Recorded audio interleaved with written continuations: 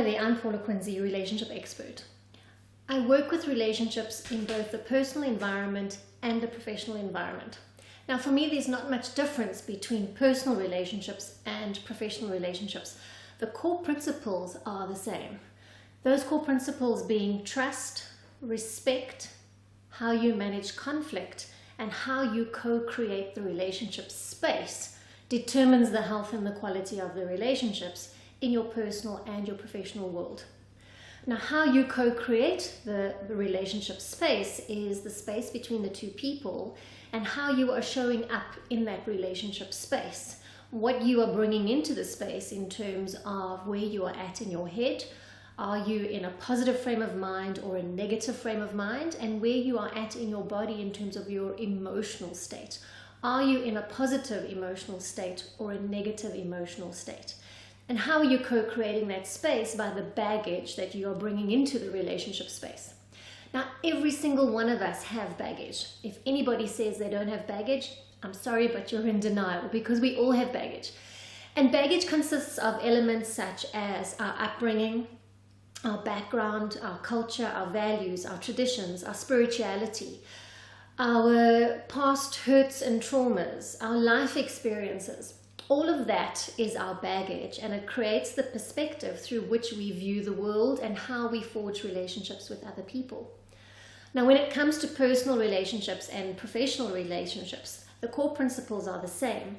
The key difference is that personal relationships are much more emotionally charged because they are driven by romantic love, especially when it comes to the relationship with our partner.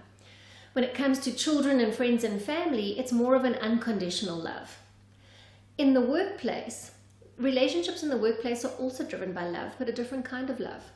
It's a love for the organization or the brand that we work for, the people that we work with, the environment that we find ourselves in, and the job and the role and the tasks that we fulfill in the workplace. Which is why we get up and we go to work every day, because we love our jobs. Well, most people love their jobs. So there's not much difference between personal and professional relationships, because the core principles are the same. How you show up in your personal relationships and how you co-create that space, and how you show up in your professional relationships and co-create that space will determine the health and the quality of your relationships. And whether you like it or not, they are very much integrated, because we take work to home and we take home to work. Whether we like it or not, when we're going through a tough time at home, it does affect our performance and our focus in the workplace. And when we are going through a tough time at work, we tend to bring it home and take it out on our loved ones. So when it comes to building relationships, these are some of the core elements that I focus on and work with when I'm working with people in their personal or individual capacity, or when I'm working with organizations around building relationships. And what is commonly called emotional intelligence, particularly in the workplace. It's often referred to as soft skills. Now, I'm not sure why they call it soft skills, because these are some of the hardest skills for us to develop. So if you want to have better quality relationships in your personal world and or your professional world, you need to start developing yourself.